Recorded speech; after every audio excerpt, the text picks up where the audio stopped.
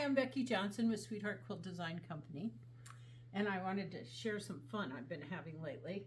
I like to buy layer cakes, which is a package of 10-inch squares, usually 40 or 42 squares, and you get a whole variety from that line of fabric. And I've been using them to make these 10-inch blocks, and I found some blocks that have smaller pieces to them, so it works well cutting them out of layer cakes and framing in a panel with it. So that's the fun I've been having. But then, what do I do with the rest of the layer cakes? And I don't want them just, laying around in my stash or cluttering up my quilting room. So I thought, I've got to find something to do. So I stumbled across this idea. And it's a real fun thing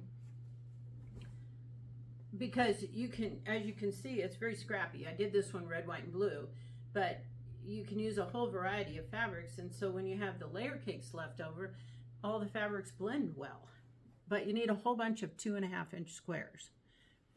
So I don't know if you've ever done this.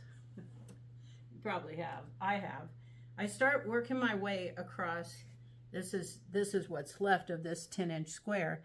And I start working my way across, and I cut my 2.5-inch strips, and I get to the end, and the last one is 1/8 of an inch too small.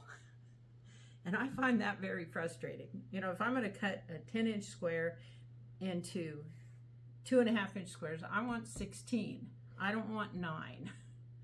So what I decided to do, what works really well, is if I take a second ruler, so I have this one at 2.5 and this one at 7.5, and then I can line it up on both sides, because with this pinking around the edge, you just never know what part of the pinking to use as your edge.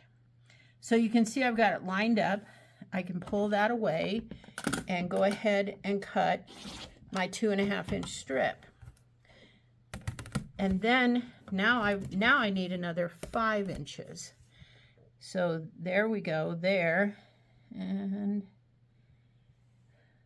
okay, and I've got it lined up.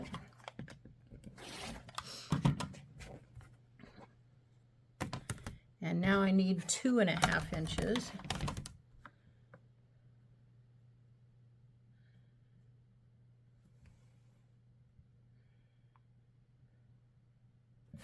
Okay, and there, I got 4 usable strips going across. So then I can just stack these up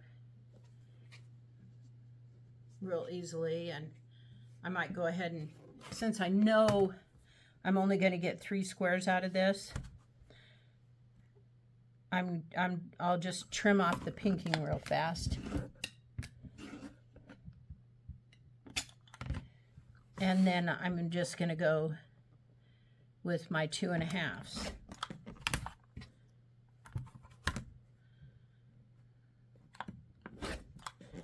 So this way I got 4 times 3 or 12 out of it. Had I not been able to get that last row, it would have been 3 times 3, and I would have only gotten 9 squares out of it.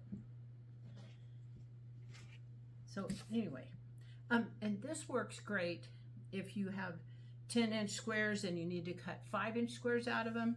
You can do that with the 2 ruler system.